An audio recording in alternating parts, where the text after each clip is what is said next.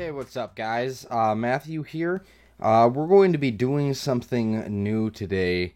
I wanted to start up a new series where I teach people little quick tips and little tricks and some editing techniques, some different things that you can do so that way you can make some really cool videos and do all that sort of thing. So I'm actually going to teach you how to kind of do a 3D intro that I do on Box Office and Bagasms and on our underappreciated series when I introduce each new movie. So I have After Effects Creative Cloud opened right here.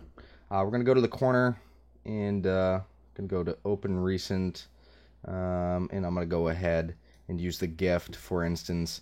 Now, it's not at the beginning, but if we start from the beginning, we can see all the images start from here. You got Joel Edgerton in the background, for instance, this layer.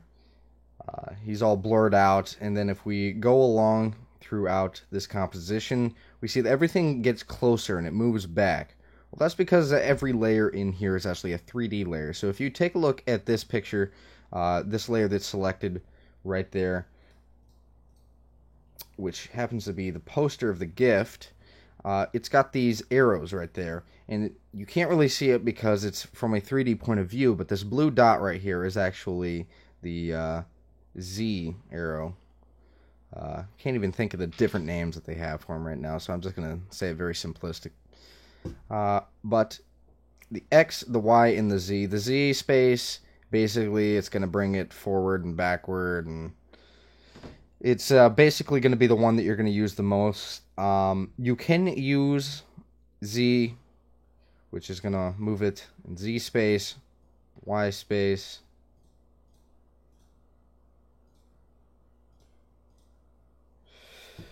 You can use those if you want, but for how I did this effect, I did not use those. I just used Z, and then I corrected whenever it got out of frame or anything like that. So we're going to go to the beginning. So now the image that I have everything pick whip to, so basically they're all following this one in Z space. You have to create every layer as a 3D layer, but instead of having to individually track each one inside of its own space, you can pick whip them, which is what this is called. This little doohickey thing right there. So everything is selected. Now over here you can change what you want it selected to. So for instance, I want that Jason Bateman one connected to the Joel Edgerton one. Well, the Joel Edgerton one is already selected to follow along with the GIF. So let's see what happens if I select that to none and Jason Bateman follows that one. Nothing. That's because Joel Edgerton is not moving. That's because his layer is selected to follow this little GIF package up in the front. Now I use the image, the layer that's in the very, very front as the one that does all the moving, so that way it's easier, it's out of the way, it's the first one, so to me that just kind of makes sense. Plus, if you have everything pick whipped to one single layer, it's all going to go very, very smoothly. It's all going to go at the same speed, the same distance. Now, you will have to correct a few things, like, for instance, when something comes up and it's like, oh, that's a little too close, it's not big enough, it's not to scale. Like, for instance, sometimes when I had everything going through the Z space, I noticed it'd come to here, and then Joel Edgerton would be either very small or he'd be very big, so I had to correct that, or he'd be too close, so I had to move him within Z space. And then sometimes when you do that, you have to correct your other images as well. Like, for instance, I also had to scale up the poster of the gift. But there's a lot of really neat things that you can do with this. So let's just go ahead and get right into it. Take a look at what I got right here. Now, I'm just going to deselect everything right now. But we have our image, our layer here selected, and it's a 3D layer. Now, to create a 3D layer, all it has to do, go up to here, and it says layer. And when you have that different layer selected, you can choose 3D layer. Now, it's not a 3D layer. And then we're we're going to just go up to here, edit, undo, change value. That would bring it back even further to the last thing that I did. But we want to put in some keyframes here as well, like position. And you can select at what time you want this thing to start moving, but for instance, in this intro, I wanted to immediately start moving right when the intro picks off. So you want to select this clock image right here. Make sure it's highlighted blue. In Creative Cloud, it's blue. It's a little bit different with CS6 or other versions of Adobe. But in here it's blue. So just select that, highlight it, and then here you can immediately start changing values. Like, for instance, now we can change the Z value, which is going to be this very far one.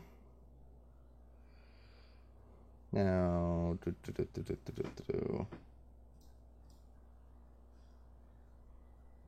and then you want to come further along within the sequence, find a spot, and kind of choose it relative to other layers in there where you want this final image. For instance, what I did is when it comes to the end of this keyframe sequence, I want the poster of the gift along with the red curtain background and these rotating light images to be front and center and scaled to this size. So find a time that you think is going to work for that, and you want to bring them far enough in Z space so that this comes to that point. So it's at that scaling. So let's bring it back. Let's take a look. And then for that final spot, all you have to do is you can either change the value if you already have this keyframe, toggle switch, time vary, stopwatch, whatever, selected, or you can just press the keyframe button. Now if I press it again, it'll remove that keyframe. But we don't want to do that. And then, for instance, if I wanted to bring it up even further, I could definitely do that.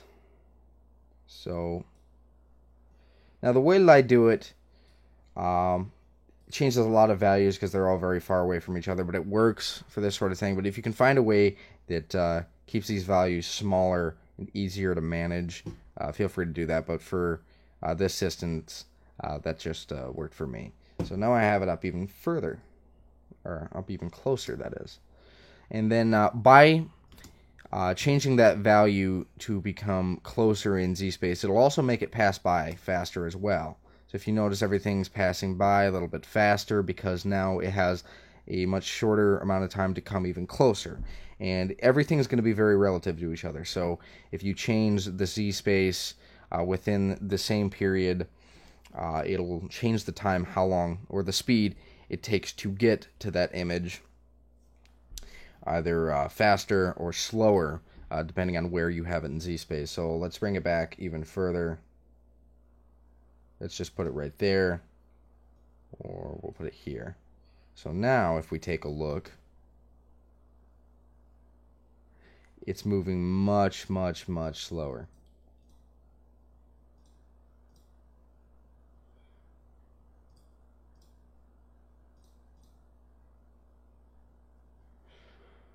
So anyway, that's all you have to do. If you have any other questions, there shouldn't be really anything. And when you're ready to be done with this composition, all you have to do, I mean, I always recommend saving it before you do anything, and then you go down to export, and you can either export directly to Adobe Premiere, but I like to just add it to the render queue. So all you have to do, add it to the render queue, and then you just head right over there, and then you want to mess around with this space right here. Now this render is already done, so it's not going to allow me to do anything with it. But here's where you're going to change the name of this final composition. Now I have it listed as gift intro, and then you choose the file or folder, rather, where you want it to go.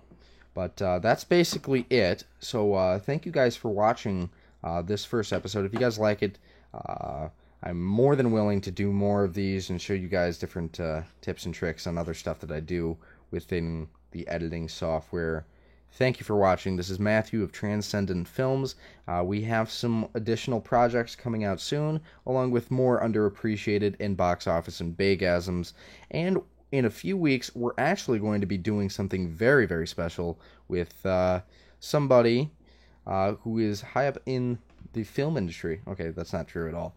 But he is a local filmmaker, and we'll announce a little bit more as it comes further to fruition. But I just thought you guys should be taking a look out for that as that comes along. Thank you for watching.